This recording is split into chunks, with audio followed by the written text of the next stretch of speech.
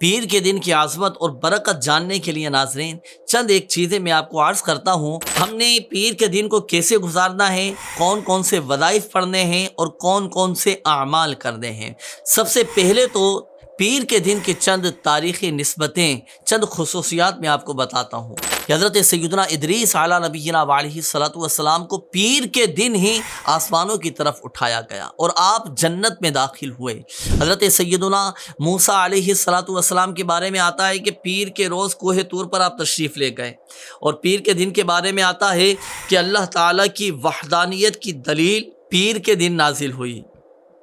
اسی طرح پیر کے دن ہی حضرت سیدنا جبریل علیہ الصلوۃ والسلام ہمارے آقا صلی اللہ علیہ وآلہ وسلم کی بارگاہ بے کس پناہ میں پہلی مرتبہ وحی لے کر حاضر ہوئے۔ امت کے اعمال بھی پیر کے دن ہی ہمارے پیارے آقا صلی اللہ علیہ وآلہ وسلم کی بارگاہ میں پیش کیے جاتے ہیں۔ ہمارے آقا صلی اللہ علیہ وآلہ وسلم کی ولادت باسعادت یہ پیر کے دن ہوئی۔ پیر کے دن ہی آپ صلی اللہ علیہ وآلہ وسلم کی نبوت کا ظہور ہوا۔ پیر کے دن مکہ مکرمہ سے آپ نے ہجرت فرمائی۔ پیر کے دن ہی مدینہ منورہ میں آپ داخل ہوئے۔ پیر کے دن ہی دار فانی سے دار بقا کی طرف رحلت فرمائی، اور آپ صلی اللہ علیہ وآلہ وسلم نے حجر اسود کو پیر کے دن ہی نصب فرمایا۔ اور ایک روایت کے مطابق میدان بدر میں فتح بھی پیر کے دن ملے، اور پیر کے دن ہی قرآن پاک کی وہ سورہ مائدہ بھی پیر کے دن ہی نازل ہوئی۔ تو ناظرین یہ کچھ خصوصیات تھیں۔ اب آئیے ناظرین پیر کے دن کون سے اعمال کرنے ہیں، آئیے وہ میں آپ کو عرض کرتا ہوں۔ حدیث پاک میں ہے کہ جو شخص بروز پیر سورج بلند ہوتے وقت، یعنی طلوع آفتاب کے وقت، جب سورج طلوع ہو جائے نا، وقت مکروہ نکل جانے کے بعد 2 رکعتیں ادا کرے، اور ہر رکعت میں ایک بار سورہ فاتحہ، ایک بار آیت الکرسی، ایک بار سورہ اخلاص قل هو اللہ احد شریف، اور ایک بار معوذتین یعنی سورہ فلق اور سورہ ناس یہ پڑھے۔ پھر سلام پھیرنے کے بعد 10 بار استغفار کرے، اللہ پاک کی بارگاہ میں اپنے گناہوں کی معافی چاہے، اور 10 بار مجھ پر درود پاک پڑھے تو اللہ پاک اس کے تمام گناہ معاف فرما دے گا۔ اسی طرح جو پیر کی رات شب پیر 4 رکعت نماز پڑھے، پہلی رکعت میں ایک بار سورہ فاتحہ اور 10 بار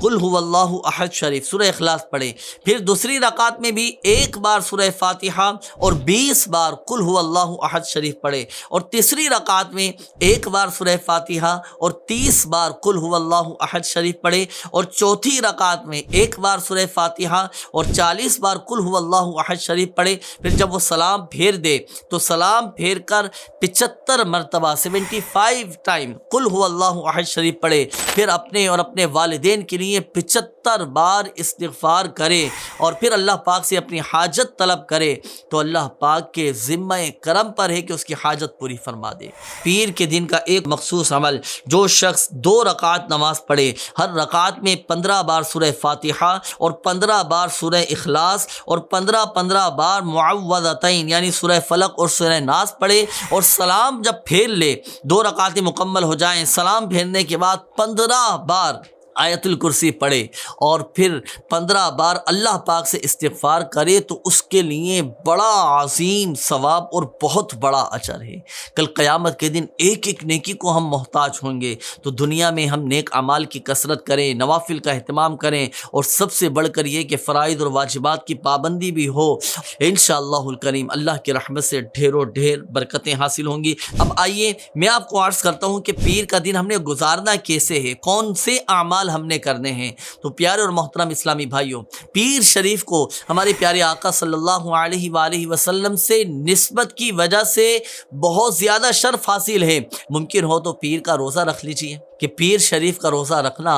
یہ سنت مبارکہ ہے۔ حضرت سیدنا ابو قتادہ رضی اللہ تعالیٰ عنہ فرماتے ہیں کہ بارگاہ رسالت مآب صلی اللہ علیہ وآلہ وسلم میں پیر کے روزے کے بارے میں دریافت کیا گیا، پوچھا گیا، تو پیارے آقا صلی اللہ علیہ وآلہ وسلم نے ارشاد فرمایا کہ اسی دن میری ولادت ہوئی اور اسی روز مجھ پر وحی نازل ہوئی۔ تو ناظرین یہ تھیں پیر کے دن کی کچھ خصوصیات، کچھ خاص نسبتیں، اور پیر کا دن کیسے گزارنا ہے وہ بھی آپ کو عرض کیا گیا، اور پیر کے دن کے جو اعمال جو نوافل آپ کو بتائے گئے خصوصیت کے ساتھ پیر کے دن، اسی طرح کچھ شب پیر کے بھی تھے، تو یہ ضرور ادا کیجیے گا، انشاءاللہ الکریم اللہ کی رحمت سے برکتیں حاصل ہوں گی۔